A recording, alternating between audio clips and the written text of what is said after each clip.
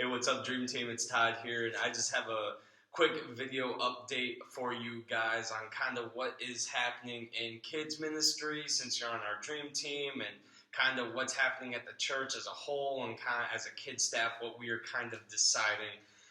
So first off, I just want to say really quickly, we are still going to have huddles going forward, and so if you are here physically attending, and you would like to join Hannah and I in the hallway upstairs, we are still going to be meeting physically to go through devotional. Just stay connected. We're also going to be sending out a Zoom link, so we'll have an online presence as well during that time. And just as a reminder, they're at 4:15 p.m. on Saturday, 8:15 a.m. on a Sunday, and as well 10:15 on Sunday. And so if you attend any of the services physically, we would love to have you join us early if you're able to, or you can join us online. We'll send out that Zoom link just like we were doing before. The other thing is, with kids not being open, you can feel free to serve on another Dream Team during this season.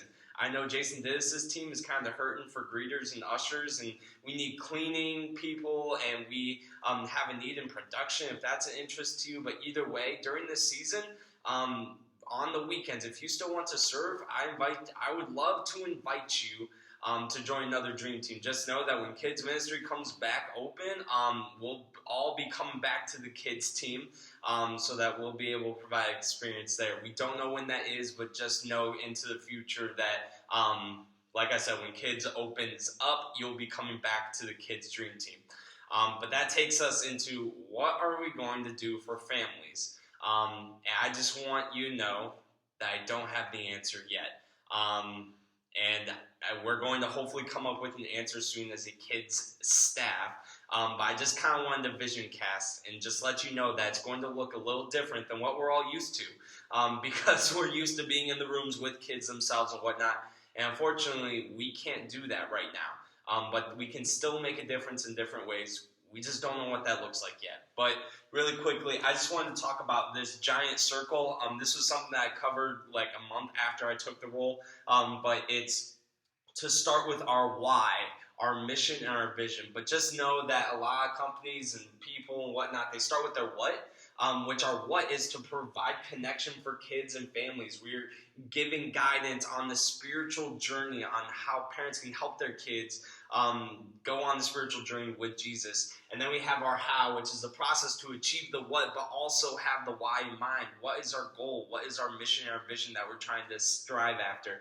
And this is where we're trying to figure it out. We're trying to figure out our how. But whatever we do, whatever our how becomes, we can't forget our why, which is to introduce kids to Jesus and the life-changing adventure with Him. And if we are bought into our why, then it doesn't necessarily matter how or what the how looks like, because we have this goal in mind. And I know it's going to look a little different, but this board has two sides, and so I just wanted to share something really quickly with you guys. Don't worry about the top half. That was just a quick thought. But it's this quote. And I think all of us have probably, if you've grown up in the church, have heard the church is the hope of the world. The church is the hope of the world. We have heard countless people say that time and time again. But during this season, I heard this last week, and it kind of challenged my heart. And it's the church itself is not the hope of the world. It's when the church becomes mobilized. It's when the church moves beyond its comfort zone, moves outside of its walls, and truly reaches out to people. It's when the church becomes mobilized, and then it's the hope of the world. Right now, during this season, like I said, we don't have kids ministry open. We're going to have to become mobilized in order to serve families better. We are going to have to become mobilized out of our comfort zone.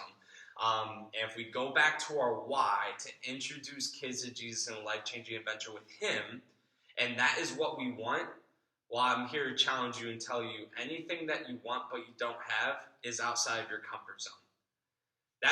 That's anything in life, but for us specifically in ministry, anything we want, which is our why, to introduce kids to Jesus in a life-changing adventure with Him, if we want that, then we're going to have to break out of our comfort zone. So if you have ideas of what that looks like, shoot them my way, or Hannah's way, or whatever that looks like. Shoot us an email, shoot us a call, shoot us a text. If you have ideas on how we can better serve families, let me know your thoughts. I want to hear them because I don't have the answer yet. And so I'm open to any and all ideas. But guys, just know that going forward over the next month or however long this is, serving in kids ministry is going to look a little different. But man, just think how amazing it would be if we can show parents and part with them and we become mobilized, and that rather than letting the parents bring the kids to us, we're outreaching to the parents and helping them grow their kids into better Christians, better believers. But with that being said, guys, I hope you have a great rest of your week. I miss you. I love you all. I'm praying for each and every one of you by name. I'm looking forward to seeing you this coming weekend for our opening weekend. Make sure you go to reserve your seat at cedarcreek.tv/seating. And I'm looking forward to seeing you in Huddle. See ya.